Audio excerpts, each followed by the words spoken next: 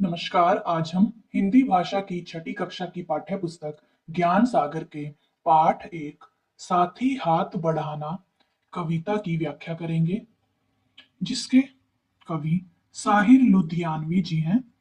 इस कविता के माध्यम से कवि ने हमें बताया है कि यदि हम मिलकर किसी भी कार्य को करते हैं, एक साथ मिलकर यदि हम कोई कार्य करते हैं, तो उस कार्य का परिणाम जो है हमेशा ही अच्छा होता है और कार्य भी सही ढंग से और सही समय पर पूरा हो जाता है। और ये एक पुराना गीत भी है, साथी हाथ बढ़ाना। तो आइए इसकी व्याख्या शुरू करते हैं।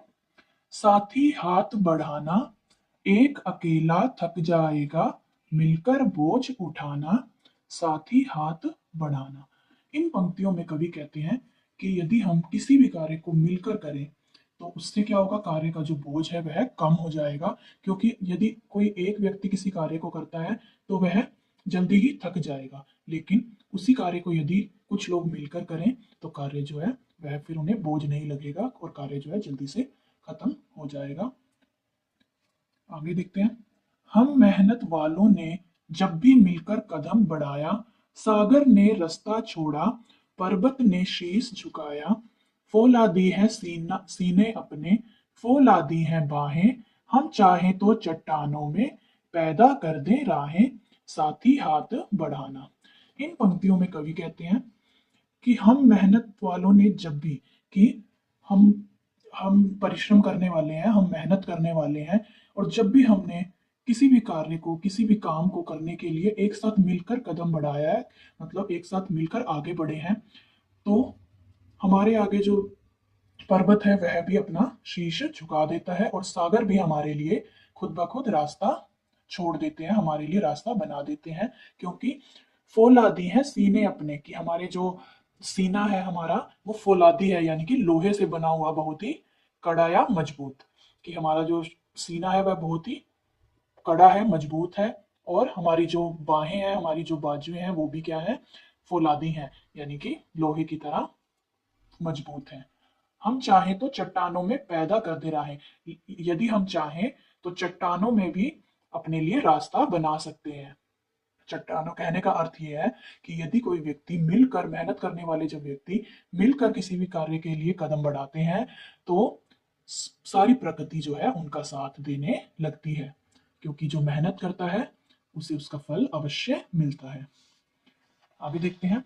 मेहनत अपने लेख की रेखा, मेहनत से क्या डरना, कल गैरों के खातिर की, आज अपनी खातिर करना, अपना दुख भी एक है साथी, अपना सुख भी एक, अपनी मंजिल सच की मंजिल, अपना रास्ता नेक, साथी हाथ बढ़ाना। इन पंक्तियों में कवि व्यक्ति को किसी भी कार्य से जी ना चुराने के लिए कहते हैं कि किसी भी कार्य से हमें कतराना नहीं चाहिए।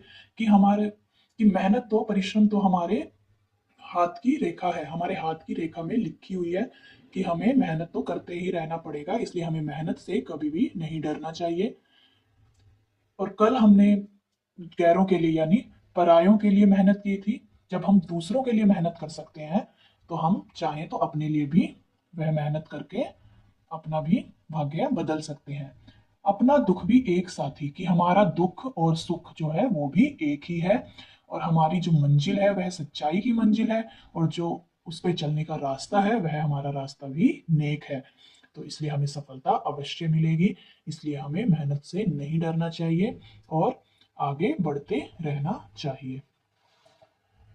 एक से एक मिले तो कतरा बन जाता है दरिया, एक से एक मिले तो जर्रा बन जाता है सहरा, एक से एक मिले तो राई बन सकती है पर्वत, एक से एक मिले तो इंसान बस में कर ले किस्मत, साथी हाथ बढ़ाना।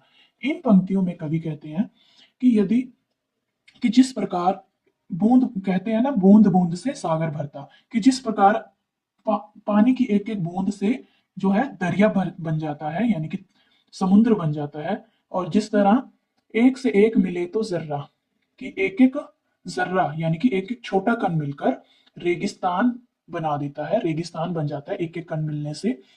और एक एक राई मिलने से, राई का कण मिलने से पर्वत बन जाता है। तो उसी प्रकार यदि एक से एक एक करके इंसान मिले तो उससे इंसान यानी कि जितने भी व्यक्ति हैं अगर मिलकर कार्य करें तो वे बस में कर लें किस्मत, तो वे अपनी किस्मत को भी अपने बस में कर सकते हैं, यानी कि अपना भाग्य जो है वह स्वयं बना सकते हैं और अपनी किस्मत को अपने हिसाब से ढाल सकते हैं।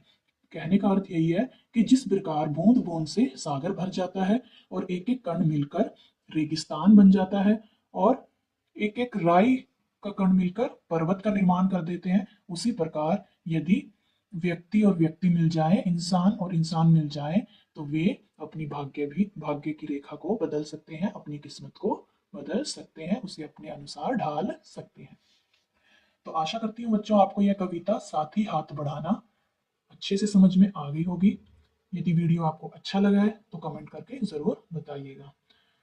तो मिलते हैं अगली वीडियो में, तब तक के लिए नमस्कार।